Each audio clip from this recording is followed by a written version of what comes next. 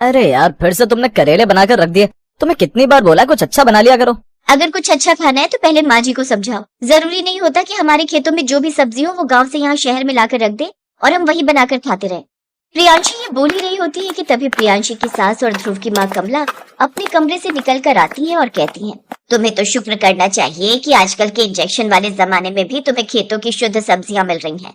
लेकिन नहीं, आजकल के बच्चों के तो नाटक ही खत्म नहीं होते। माँ जी, मुझे इसके बीच में मत डालिए। ध्रुव बोल रहे हैं कि उन्हें कुछ अच्छा खाना है। अब जो आप मुझे गांव से खेतों की सब्जी लाकर देती हैं, मैं वही तो बनाती हूँ, इसलिए मेरी क्या गलती?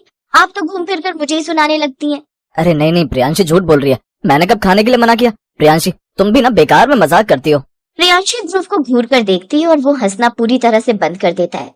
ऐसे ही एक दिन प्रियांशी जैसे ही अपनी सास द्वारा गांव से लाई गई लौकी काटती है तो कहती है, ये लो, ये लौकी तो खराब हो गई। अम्मा जी को बताऊंगी तो बेकार में मुझ पर ही गुस्सा करेंगी कि मैंने इसे ढंग से रखा नहीं था। अब प्रियांशी साफ हिस्से को पकाकर तैयार कर देती है, लेकिन वो सब्जी थोड़ी सी ही बनती है। जैसे ही उसकी सास ने थोड़ी सी सब्जी देखी तो पूछा, ये सब क्या है प्रियांशी? ये तो थोड़ी सी सब्जी है, इतनी सी सब्जी में 3 लोग कैसे खाना खाएंगे? माँ जी, आज मैंने लौकी बनाने के लिए रखी थी, लेकिन सारी तैयारी करने के बाद देखा तो वो खराब निकल गई थी। जो हिस्सा ठीक था मैंने बना लिया। आप लोग खा लीजिए, मैं दूध के साथ रोटी खा लूंगी। बड़ी आई महान बनने वाली, सबको ये दिखाना चाहती है कि तेरे ससुराल वाले तुझे ठीक से खाना नहीं देते। कोई बात नहीं, तेरा ये कहना है ना कि गांव से सब्जियां आती हैं तो खराब हो जाती हैं। कोई बात नहीं, अब से हम अपनी बालकनी और छत पर ही सब्जियां उगा लेंगे। हे भगवान, पहले मेरी सास गांव से सब्जियां लाकर मेरे सिर पर रख देती थी। क्या वो काम कम था जो अब मेरी सास घर में ही सब्जियां उगाने की बात कर रही है? अब तो भगवान ही बचाए मुझे। अब ऐसा ही होता है। कमला का एक छोटा सा उसूल बन गया था, अपनी सब्जी की खेती और अपनी रसोई। वो जगह जगह तरह तरह की सब्जियां उगा देती है, जैसे टमाटर, खीरा, लहसुन, धनिया, पुदीना। पूरे घर में जगह जगह पौधे लगे हुए थे। कमला ने प्रियांशी से आकर कहा, सुनो प्रियांशी बहू, हमने सारी तैयारी कर दी है। अब तुम्हें बस मेरे पौधों का बहुत अच्छे से ध्यान रखना है और सभी पौधों को समय पर पानी देना है। माँ जी, आपने सारे पौधे लगाकर तैयार किए हैं, अब अगर मैं उन्हें पानी दूंगी तो सारा क्रेडिट तो मेरा हो जाएगा ना। मैं तो कहती हूँ जब पौधे आपने लगाए हैं तो आप ही पानी दीजिए। मैं सब समझती हूँ बहू, इंसान को इतना भी आलसी नहीं होना चाहिए। क्या तू अपनी सास का काम भी अपनी बहू को देने लगी है? ये पूरी तरह से गलत है। अब ऐसा ही होता है, जहाँ एक तरफ सास रसोई के अंदर खेती करने के पूरे इरादे से बैठी हुई थी, वहीं वो सारा काम बहू से करवाया करती। प्रियांशी भी इन सारे कामों से बहुत ज्यादा दुखी हो गई थी। रोज वो पौधों को पानी डालती, पूरे घर का काम करती और उसके बाद खेती में उगने वाली सब्जी से खाना बनाया करती। ध्रुव बहुत खुश था। अरे यार, कितना मजा आ रहा है। आज की भिंडी की सब्जी तो लाजवाब बनी है। इसका सारा क्रेडिट तो मेरी माँ को जाता है, क्योंकि उन्होंने तो ये सारी सब्जियां घर में उगाने का प्लान बनाया था। आप तो क्या ही समझेंगे, माँ जी ने तो सिर्फ गमले उठाए और उनके अंदर सब्जियां लगा दी। उनके अंदर खाद डालना, पानी डालना, सारा काम तो मैं ही कर रही हूँ। तो वो काम भी तो जरूरी होता है ना बहू, मैंने ऐसा क्या कर दिया? और वैसे भी खेती करना इतना आसान नहीं होता, जब खुद लगा कर देखेगी तब तुझे पता चलेगा। प्रियांशी ये बात सुनकर जल भुनकर राख हो जाती है और अंततः फैसला करती है कि वो सभी को ये साबित करके रहेगी कि उसकी सास उसके साथ कितना गलत कर रही है। वो खेती अपनी बहू से करवाती है, लेकिन सारा क्रेडिट खुद ले जाती है।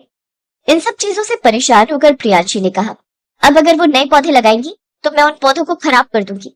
माँ जी मुझे पौधे लगाने के लिए बोलेंगी तो मैं उनमें पानी ही नहीं दूंगी। फिर देखती हूँ कि आगे सब कुछ कैसे हो पाता है। अब प्रियांशी ने अपने मन में पक्का इरादा कर लिया था कि वो अपनी सास कमला की इस होम खेती वाली होशियारी को खत्म करके रहेगी। अगले दिन सुबह सुबह कमला अपने कमरे से निकली और जोर से आवाज लगाई, अरे बहू, ओ प्रियांशी, जरा इधर तो आ। देखा छत पर जो हमने टमाटर लगाए थे उनमें से 2-3 लाल होने लगे हैं। जा जल्दी से जाकर उनमें पानी डाल दे और थोड़ा सा खाद भी चेक कर लेना। लो, फिर से शुरू हो गया इनका फरमान। रुको सासू माँ, आज से आपका ये बगीचा ही सूखा पड़ा रहेगा। प्रियांशी छत पर तो जाती है, लेकिन वो पौधों में पानी डालने की बजाय बाल्टी का सारा पानी किनारे की नाली में बहा देती है। वो सिर्फ ऊपर ऊपर से पत्तों पर थोड़ा सा पानी छिड़क देती है ताकि लगे कि पानी डाला गया है, लेकिन जड़ों तक पानी पहुंचने नहीं देती। वाह प्रियांशी, क्या बात है, सुबह सुबह तुम पौधों की सेवा कर रही हो। सच में घर की होगी सब्जियों का तो स्वाद ही अलग होता है। मेरी माँ का आइडिया तो एकदम सुपर हिट रहा। हाँ हाँ, सुपर हिट तो हो गई। मेहनत मेरी और वाहवाही माँ जी की। स्वाद लेकर खाना जानते हैं, ये नहीं देखती कि मेरी कमर टूट जाती है इन पौधों के पीछे। अरे यार, तुम तो हर बात में चिढ़ने लगती हो।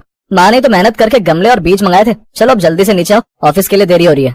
अब रोज का यही नाटक शुरू हो गया। प्रियांशी पौधों को पानी देने का नाटक करती, लेकिन चुपके से उनमें कभी गर्म पानी डाल देती तो कभी खाद की जगह मिट्टी में ढेर सारा नमक मिला देती। 2-4 दिन बीतते हैं और धीरे धीरे पौधों की पत्तियां पीली पड़नी शुरू हो जाती हैं। एक दिन जब कमला छत पर मुआयना करने गई तो उनका पारा 7वें आसमान पर पहुंच गया। प्रियांशी, ओ प्रियांशी, जल्दी ऊपर आ। ये क्या हाल बना रखा है मेरे पौधों का? कल तक तो ये लहलहा रहे थे, आज अचानक ये सब मुरझाने कैसे लगे? अरे माँ जी, मुझे क्या पता, मैं तो रोज नियम से सुबह शाम बाल्टी भर भर के पानी डालती हूँ। अब शायद आपकी किस्मत ही खराब है या फिर बीज ही नकली होंगे। बीज कैसे नकली होंगे? इन्हीं बीजों से गांव में लबालब फसल होती है, तो जरूर कोई ना कोई गड़बड़ कर रही है। ठीक से पानी डालती है ना? अब माँ जी, आप मुझ पर शक कर रही हैं, हद हो गई। एक तो मैं सारा काम करूं और ऊपर से बातें भी सुनूं। अब आप खुद ही संभालिए अपनी ये खेती, मैं तो चली रसोई में। कमला को प्रियांशी की बातों पर यकीन नहीं होता। उन्हें शक होने लगता है कि बहू जानबूझकर ये सब कर रही है। कमला ने तय किया कि वो अब खुद ध्यान रखेंगी, लेकिन अगले ही दिन कमला के घुटनों का दर्द बढ़ गया और वो बिस्तर से उठ भी नहीं पा रही थी। ध्रुव बेटा, जरा सुन तो, मेरी बहू तो आलसी निकली, वो मेरे पौधों को मार देगी। तू जरा ऑफिस जाने से पहले छत पर पानी डाल दिया कर। माँ, मुझे तो ऑफिस के लिए वैसे ही देर हो जाती है, प्रियांशी से बोल दो ना। नहीं, वो नहीं करेगी, तू ही मेरा सहारा है बेटा। अब ध्रुव बेचारा सुबह सुबह छत पर जाकर पानी डालने लगा, लेकिन प्रियांशी भी कम नहीं थी। जैसे ही ध्रुव पानी डालकर नीचे आता, प्रियांशी चुपके से जाकर पौधों की जड़ों को थोड़ा हिला देती ताकि वे मिट्टी छोड़ दें और सूख जाए। एक हफ्ते के अंदर ही जो घर हरा भरा बगीचा लग रहा था, वो अब किसी सूखे मैदान जैसा दिखने लगा। टमाटर के पौधे सूख गए, धनिया पीला पड़ गया और पुदीना तो जैसे गायब ही हो गया।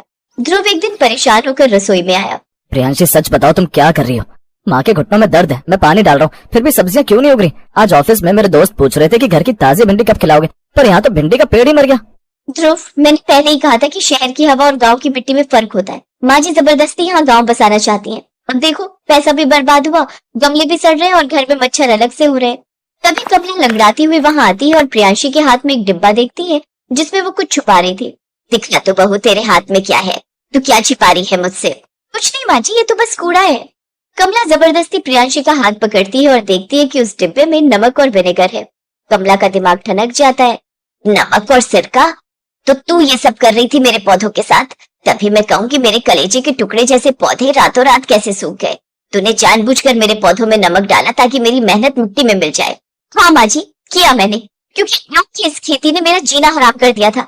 आप बैठती थी और हुक्म चलाती थी, सारा दिन मैं मिट्टी और कीचड़ में हाथ सानती रहती थी और जब सब्जी बनती थी तो सारा क्रेडिट आप ले जाती थी। आपने एक बार भी ध्रुव के सामने ये नहीं कहा कि बहू ने बहुत मेहनत की है। प्रियांशी, तुम क्या कह रही हो? सिर्फ क्रेडिट के लिए तुमने इतने सारे पौधों की जान ले ली? तुम्हें पता है माँ को इनसे कितना लगाव था? लगाव पौधों से था या अपनी जिद से? माँ जी को बस अपनी बात मनवानी होती है। पहले गांव की सब्जियां थोपती थी, अब घर की जबरदस्ती उगाई सब्जियां। क्या हम अपनी पसंद का कुछ नहीं खा सकते? क्या मेरा हक नहीं है कि मैं अपनी रसोई में अपनी मर्जी से खाना बनाऊं? बहू, मैं तुझ पर अपनी मर्जी थोपना नहीं चाहती थी, मैं तो बस यही चाहती थी कि मेरा परिवार शुद्ध खाना खाए। लेकिन शायद मैं ये समझ ही नहीं पाई कि तू इस सब से कितना परेशान हो गई थी। गलती दोनों तरफ से हुई है। माँ ने तुझ पर ज्यादा जिम्मेदारी डाल दी और तूने गुस्से में आकर गलत तरीका चुन लिया। बात करके भी तो सब ठीक हो सकता था। कमला की बातें सुनकर प्रियांशी को अपनी गलती का एहसास हो गया। वो चुपचाप कमला के पास गई और बोली, माँ जी, मुझसे बहुत बड़ी गलती हो गई। गुस्से में आकर मैंने गलत किया, मुझे माफ कर दीजिए। अब से हम दोनों मिलकर ये खेती संभालेंगे।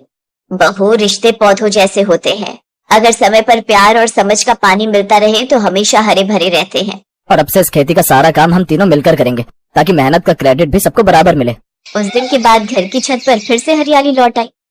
अब वहाँ सिर्फ सब्जियां ही नहीं उगती थी, बल्कि सास बहू के रिश्ते में प्यार और अपनापन भी खिलने लगा था। धीरे धीरे प्रियांशी को भी अपनी उगाई सब्जियों का स्वाद पसंद आने लगा और कमला खुश थी कि अब उनकी अपनी सब्जी की खेती अपनी रसोई में पूरे परिवार की।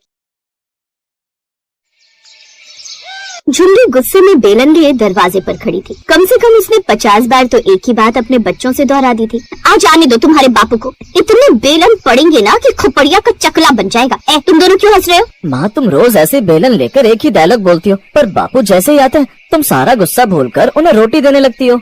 वही तो माँ, तुम हमसे तो कह देती हो बापू आएंगे तो ये करूंगी वो करूंगी, पर करती कुछ नहीं हो। तुम दोनों ज्यादा नहीं बोलने लगे? अभी बताती हो तुम दोनों को। तुम्हारे बापू को बाद में बेलन पड़ेंगे, पहले तुम दोनों की पिटाई करनी जरूरी है। झुमरी बेलन लेकर बच्चों के पीछे दौड़ी, तभी रमेश आ गया। झुमरी, अरे अरे क्या कर रही है? बापू आज माँ बेलन से सबके सिर का चकला बना देगी। आ गए तुम? और ये क्या इतनी देर से क्यों आए हो? और दिख रहा है तुम आज फिर पीकर आ गए हो। अरे ज्यादा कहा, थोड़ी सी तो पिए। ला जल्दी से खाना लगा दे, बहुत जोरों की भूख लगी है। खाना होगा तभी लगाऊंगी ना। बोला था ना घर में राशन खत्म हो रहा है, बनिए की दुकान से लेते आना। तुम्हें मैंने पैसे भी दिए थे राशन लाने के। वो तो हाँ, तुझे बताना भूल गया। सुबह जब से घर से निकला तो रास्ते में पैसे कहीं गिर गए। क्या करता, खाली हाथ लौटना पड़ा। रमेश की बात सुनकर झुमरी गुस्से में आ गई और घर छोड़कर जाने लगी। बस और कितना झूठ बोलोगे? ये क्यों नहीं कहते कि तुमने उन पैसों से बोतल खरीद ली? अब मैं इस घर में एक पल भी नहीं रहूंगी। चलो बच्चों, हम यहाँ नहीं रहेंगे।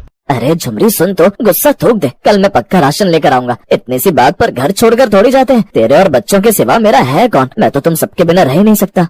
अगर इतना ही है तो तुम ऐसी हरकत करते ही क्यों हो? बैठो, मैं सबके लिए चावल रखे वही बना लाती हूँ। और हाँ, कल नहीं लाए ना तो मैं सच में चली जाऊंगी। झुमरी का परिवार एक छोटे से खेत पर निर्भर था। रमेश खुद तो खेती करता नहीं था, इसलिए झुमरी ने वो खेत एक किसान जिसका नाम था नंदू, उसे किराए पर दिया हुआ था। एक दिन रमेश थोड़ा ज्यादा नशे में था। नंदू की नजर बहुत समय से रमेश के खेत पर थी। वो चाहता था कि किसी तरह रमेश का खेत हथिया ले। आज उसके पास मौका था। देख रमेश, तू फायदे में रहेगा। 2 बोरी आटा दो और 2-2 बोरी दालें तुझे बंजर खेत के बदले दे रहा हूँ। और वैसे भी तेरे खेत पर कोई अनाज नहीं उगता, मुझे देगा तो तू फायदे में रहेगा। खरीद ले। अब कह तो तू ठीक रहे, राशन तो हमारे काम आ जाएगा, पर ये खेत है ही बेकार। चल ठीक है, मैं तुझे खेत बेच रहा हूँ, ना बदले में आटा और दाल दे दे। नंदू ने 4-5 गांव वालों के सामने ये बात रमेश से बुलवा ली। देखो भाइयों, तुम सब गवाह हो इस बात के कि रमेश अपनी मर्जी से अपना खेत मुझे दे रहा है और बदले में मैं इसे राशन दे रहा हूँ। रमेश नंदू को खेत का मालिक बनाकर राशन लेकर खुशी खुशी घर तो पहुंचा, पर जब झुमरी को सच पता चला तो वो सिर पीट कर रह गई। हे भगवान, खेत बेचाए उस बेईमान को। अरे लूट लिया उसने तुम्हें। इतने बड़े खेत के बदले ये जरा सा राशन दे दिया। अब ये राशन तो खत्म हो जाएगा, खेत कहाँ से आएगा? वो तो पूंजी थी हमारी, तुम उस पूंजी को ही गवाए।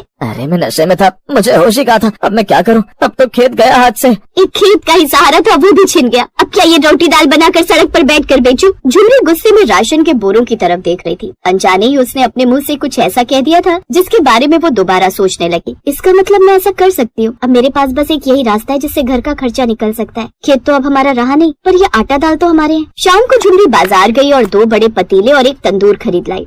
माँ, ये सब किस लिए है? माँ, हमारे घर आज कोई दावत है क्या? बच्चों, ये सब मैं अपने ढाबे के लिए लाई हूँ। ढाबा? माँ, जहाँ खाना मिलता है आपके ढाबे पर भी खाना मिलेगा? हाँ, बिल्कुल ठीक पहचाना। मैं गांव के बाहर वाली सड़क पर एक ढाबा खोल रही हूँ जिसका नाम होगा झुमरी का ढाबा। ये अचानक तेरे दिमाग में कैसा फितूर उठाया झुमरी? तुम जैसे शराबी से तो कुछ होने वाला है नहीं। तुमने तो पहले खेत बेचकर सत्यानाश कर दिया। अब कम से कम मुझे कुछ सोचने दो। मैं कुछ बड़ा करना चाहती हूँ। मैं चाहती हूँ मेरे बच्चे खूब पढ़े लिखें, अपने पैरों पर खड़े हों, हमारे पास भी गांव के सेठों की तरह पैसे हो। मैं नहीं चाहती कि हमारी आगे आने वाली जिंदगी गरीबी में बीते, इसलिए मैं हाईवे पर ढाबा खोल रही हूँ। अगर तुम्हें पीने से फुर्सत मिल जाए तो ये सारा राशन ढाबे पर रख जाना। मैंने किराए पर छोटी सी जगह ले ली है, कमाकर किराया भी दे दूंगी। माँ, मैं भी तुम्हारी मदद करूँगा। और मैं भी माँ। झुमरी ने मेहनत की, कुछ पैसों का जुगाड़ किया और गांव के बाहर हाईवे पर ढाबा खोल दिया। जो राशन खेत बेचकर मिला था वही काम आया। वहाँ से गुजरते यात्रियों की बस और बाकी वाहन झुमरी के इस नए ढाबे को देख रहे थे। खाना खाने तो सब रुकते, पर एक परेशानी थी। आओ भैया आओ, गरम गरम रोटी और दाल, साथ में अचार और सलाद भी है। झुमरी, तुम्हारे यहाँ की दाल रोटी तो बहुत स्वाद है, पर एक परेशानी है। तुम यहाँ पर एसी लगवा लो। वो वहाँ सामने बड़े ढाबे पर एसी लगा हुआ है, इसीलिए सभी ग्राहक वहाँ जाते हैं। साहब, अभी नया नया शुरू किया है ना, इतना पैसा नहीं लगा सकती। धीरे धीरे वो भी हो जाएगा। जब रमेश ने देखा कि झुमरी बच्चों के साथ अकेली मेहनत कर रही है तो वो भी अब कभी कभी ढाबे पर बैठने लगा। पर अभी भी झुमरी का ढाबा हाईवे के बाकी ढाबों से कम चल रहा था। एक दोपहर झुमरी ढाबे पर ग्राहकों को खाना दे रही थी। तभी एक आदमी अपनी पत्नी के लिए, जो कि माँ बनने वाली थी, सड़क पर मदद बुलाने लगा। किसी भी ढाबे वाले ने आगे बढ़कर उस आदमी की मदद नहीं की। सब अपने ग्राहकों को देखते रहे।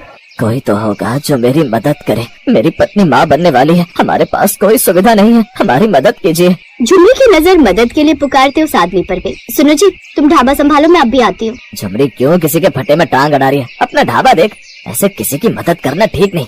देख, कोई भी मदद को नहीं आ रहा, तो क्यों जा रही है फिर? इसलिए क्योंकि पहले मैं एक औरत हूँ, दूसरी औरत की मदद करना मेरा फर्ज है, और साथ में मैं एक इंसान भी हूँ, और इंसानियत के नाते इस समय उनकी मदद करना मेरी सबसे पहली जिम्मेदारी है। झुमरी ने उस आदमी की मदद की और झुमरी उन्हें अपने ढाबे पर ले आई। झुमरी ने तुरंत रमेश को गांव से दाई माँ को बुलाने भेजा। रमेश को आने में आधा घंटा लग गया। तब तक झुमरी उस औरत को संभालती रही। मैं तो अपनी बहन के घर दूसरे गांव जा रही थी। रमेश वक्त पर पहुंचा तो मैं आ गई। घबराओ नहीं, बस बच्चा कुछ ही देर में हो जाएगा। हाँ हाँ दाई माँ, आप इन्हें देखो, और किसी भी चीज की जरूरत हो तो मुझे बुला लेना, मैं बाहर ही हूँ। पूरा गाँव झुमरी के ढाबे पर इकट्ठा हो गया, मानो किसी फिल्म की शूटिंग चल रही हो। थोड़ी देर बाद ममता नाम की उस औरत को एक बेटा पैदा हुआ। माँ और बच्चा दोनों बिल्कुल स्वस्थ थे। बहन, बहुत बहुत धन्यवाद। आपने सचमुच आज हमारी मदद करके हमें विश्वास दिला दिया कि आज भी इंसानियत जिंदा है। भैया, इसमें धन्यवाद की कोई बात नहीं, ये हमारा फर्ज था। तुम बहुत अच्छी हो झुमरी, तुमने हमारे लिए बहुत कुछ किया। मैं कुछ नहीं करती, सब करने वाला भगवान है। महेंद्र नाम के उस आदमी को झुमरी का नेचर बहुत अच्छा लगा। उन्होंने महसूस किया कि पहले भी वो उस रास्ते से कई बार गुजरे, एसी ढाबों पर रुके, लेकिन वो ढाबे वाले बड़े दिल वाले नहीं थे जितनी की झुमरी छोटे से ढाबे वाली लेकिन बड़े दिल वाली थी। महेंद्र जानता था कि झुमरी ने उसकी मदद की, वो भी उस समय जब वो परेशानी में था। कुछ दिनों बाद ही महेंद्र ने झुमरी के ढाबे को एक 5 स्टार होटल जैसा सुविधाजनक बनवा दिया। झुमरी के ढाबे पर अब दिन रात यात्रियों की भीड़ रहती थी। झुमरी के अच्छे कर्मों का फल उसे मिला और आज उसके वो सारे सपने पूरे हो गए जिनके बारे में वो अक्सर सोचा करती थी।